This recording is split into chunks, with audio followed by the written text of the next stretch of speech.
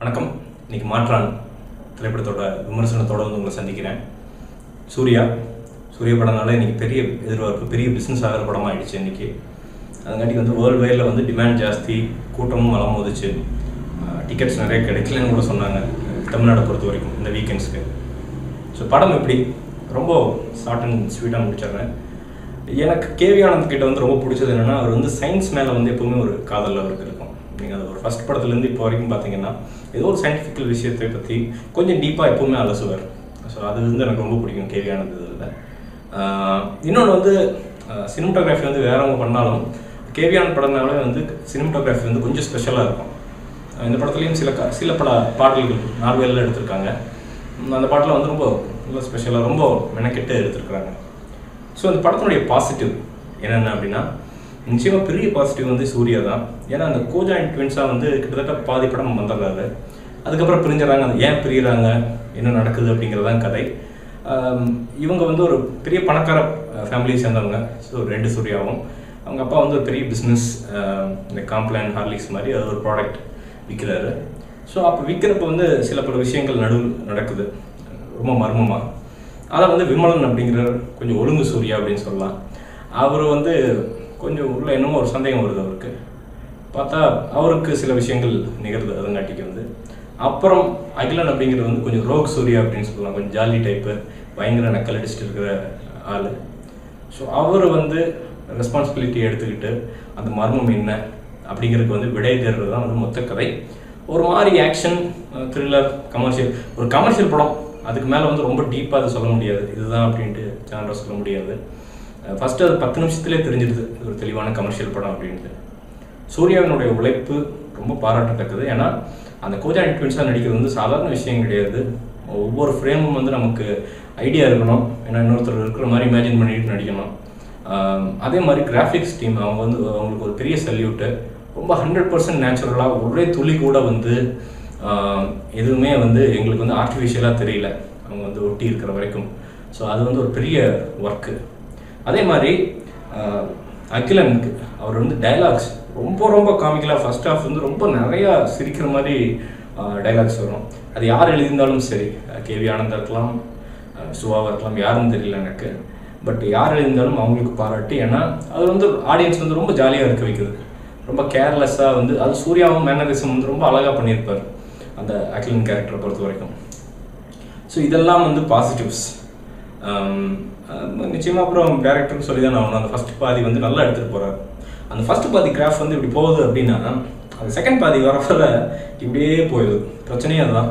ஏன்னா செகண்ட் பாதியில் வந்து உக்ரைனியா அப்படின்னு ஒரு நாட்டில், அஃப்கோர்ஸ் ரஷ்யா தான் அது, பட் இவங்களே ஒரு தனியாக நேம் கொடுத்துட்டாங்க போல். அந்த நாட்டில் போய் இவங்க வந்து அந்த மர்ம முடிச்சுக்களை வந்து விளக்க ரொம்ப டீப்பாக போகும்.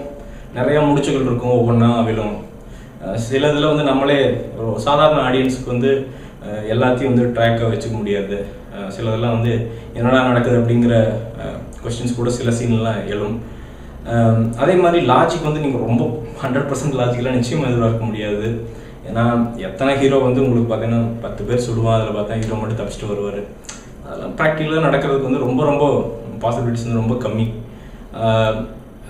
அது வந்து அந்த செகண்ட் ஹாஃப் தான். ஏன்னா ஃபர்ஸ்ட் ஹாஃப்லேயே வந்து என்ன பண்ணிடுறாங்கன்னா, பாட்டை பூரா ஒன்று பின் ஒன்று வந்துகிட்டே இருக்குது. மியூசிக் நிச்சயமாக சொல்லி ஆகணும், பெரிய எஃபெக்ட் இல்லைங்க. ஒரு ஃபில்லர் மாதிரி தான் வருது மியூசிக் பொறுத்த வரைக்கும். பாடல்களும் சரி, பேக்ரவுண்டும் சரி, அதுக்குன்னு வந்து ஒரு கிளாப்ஸோ அதெல்லாம் எதுவுமே வரல. நிறைய மிஸ்ஸிங். ஹரிஷ் ஜெயராஜ் வந்து என்ன பண்ணுறாருன்னு தெரியல. ஒரு மாதிரி ஐடென்டிக்கலாகவே வந்துட்டு இருக்குது. எல்லாம் பேக்ரவுண்டும் சரி, பாடல்களும் சரி, ஹரிஷ் ஜெயராஜ் அப்படி தான் போடுவார் அப்படிங்கிற மாதிரி வந்துருச்சு. But is capable of everything. ஏன்னா மின்னலை மாதிரி படங்கள், எத்தனை சூப்பரான பேக்ரவுண்ட் ஸ்கோர் உள்ள படங்கள்லாம் நம்ம கொடுத்துருக்காரு, காக்கா மாதிரி.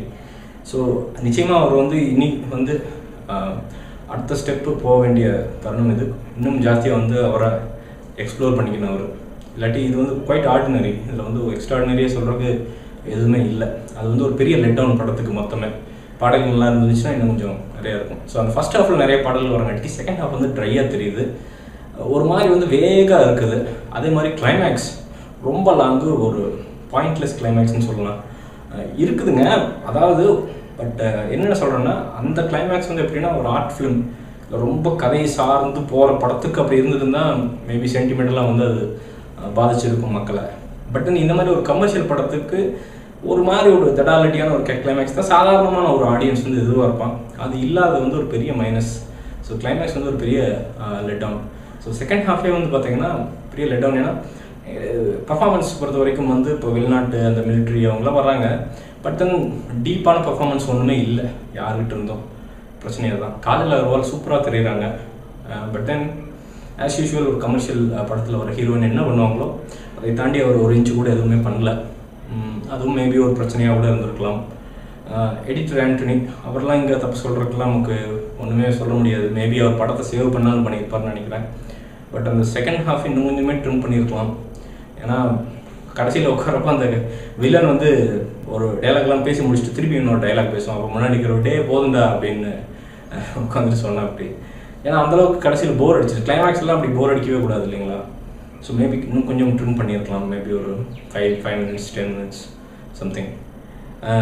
மற்றபடி சொல்லிக்கிற மாதிரி அந்த அப்பாவை வர அந்த சச்சின் அவர் வந்து அந்த கேரக்டர் வந்து ஓரளவுக்கு வில்லத்தனம் காட்டியிருக்காரு. ஒரு வில்லன் கம் அப்பா மாதிரி வராருன்னு வச்சுக்கோங்களேன்.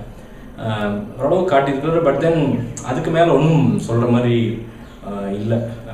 சொல்லிக்கிற அளவுக்கு வேறு எந்த கேரக்டர்களுமே வந்து பெரிய ஆக்டிங் இல்லை. சூர்யா தான் மொத்த படத்தையும் தாங்கி தூக்கிட்டு போகிறார். ஆக மொத்தத்தில் இந்த படம் அப்படிங்கிறது வந்து ஒரு டைம் பார்க்கலாங்க. ஒரு டைம் நிச்சயமாக ஃபேமிலியோடு போய் ஒரு என்டர்டெய்னர். பட் இதுக்கு யூ பை ஏவான்னு தெரில. யூ கொடுத்துருந்தாங்கன்னா எப்படி யூ கொடுத்துருந்தாங்க அப்படின்னு தெரில. சில சீன்ஸ்லாம் வந்து யூ பை ஏ மாதிரி வர்ற சீன்ஸ்லாம் கூட இருக்குது. எனக்கு சரியாக தெரில யூ பை ஏன்னு. பட் தென் கொஞ்சம் முதி சுருக்கி வைக்கிற சீன்ஸ் கூட சிலதெல்லாம் இருக்குது, சின்ன சின்ன சீன்ஸ். மற்றபடி ஒரு க்ளீன் என்டர்டெய்னர். படத்துடைய பெரிய மைனஸ் வந்து அது கொஞ்சம் லாங்காக இருக்கிறது தான் இப்போ பெரிய மைனஸ். கிளைமேக்ஸ் பெரிய மைனஸ். அதாங்க உங்கள் ஃபேமிலியோடு போய் உக்காந்து ஒரு தடவை பார்க்கலாம். ஒரு தடவை பார்க்குறதுக்கு மேலே படத்தில் பெருசாக ஒன்றுமே இல்லை. இருந்துருந்துச்சுன்னா நான் நிச்சயமாக சொல்லியிருப்பேன். அண்டு எல்லாத்துக்கும் ஒன்று சொல்லிக்க விரும்புகிறேன். ஐம் நாட் ரியலி எனக்கு வந்து ஒரு ஆக்டராக சப்போர்ட் பண்ணணும் அப்படிங்கிறதால எனக்கு அவசியமே கிடையாது. எனக்கு எல்லோரும் ஒன்று தான், எல்லாத்தையும் ஒரே மாதிரி தான் பார்க்குறேன். ஸோ சூர்யா வந்து இல்லை எங்கள் ஊருக்காரர் இல்லை கோயம்புத்தூரை சேர்ந்தவர் அப்படிங்கிற கண்டியெல்லாம் அவருக்கு சப்போர்ட் பண்ண எனக்கு அவசியமே கிடையாது. ஸோ எல்லோரும் தமிழ்நாட்டை சேர்ந்தவர்கள், எல்லோரும் இந்தியாவை சேர்ந்தவர்கள். ஸோ அதை வந்து கொஞ்சம் கிளாரிஃபை பண்ண விரும்பிக்கிறேன். இந்த படத்திற்கு என்னுடைய மார்க் அப்படிங்கிறது வந்து நிச்சயமாக வந்து 5க்கு வந்து 3.25 தருவேன். அதுக்கு மேலே தரதுக்கு அங்கே ஒன்றும் இல்லை படத்தில். ஒரு க்ளீன் என்டர்டெய்னர். போய் ஜாலியாக உட்காந்து உங்கள் ஃபேமிலியோடு போய் என்ஜாய் பண்ணுங்கள். இந்த விமர்சனம் உங்களுக்கு பிடிச்சிருந்துச்சின்னா கீழே லைக் பட்டன் இருக்குது, அதை கிளிக் பண்ணி லைக் பண்ணுங்கள். என்னுடைய சேனலுக்கு நீங்கள் சப்ஸ்கிரைப் பண்ணலைன்னா மேலே வலது கார்னரில் சப்ஸ்கிரைப் பண்ணுறதுக்கு அதை கிளிக் பண்ணி சப்ஸ்கிரைப் பண்ணுங்கள். இந்த வீடியோ உங்களுக்கு பிடிச்சிருந்துச்சுன்னா உங்கள் ஃப்ரெண்ட்ஸ் கூட ஃபேஸ்புக்கில் வந்து ஷேர் பண்ணுங்கள். உங்கள் கருத்துக்களை கமெண்ட்டில் பதிவு செய்யுங்கள். உங்கள் கருத்துக்கள் எப்பவுமே வரவேற்கப்படுகின்றன. உங்கள் ஆதரவுக்கு ரொம்ப ரொம்ப ரொம்ப நன்றி. உங்கள் ஆதரவுக்கு தான் நான் வாழ்கிறேன். மீண்டும் ஒரு வீடியோ விமர்சனம் இல்லாட்டி முன்னோட்டத்துடன் கூடிய விரைவில் உங்களை சந்திக்கிறேன். அதுவரை நன்றி, வணக்கம்.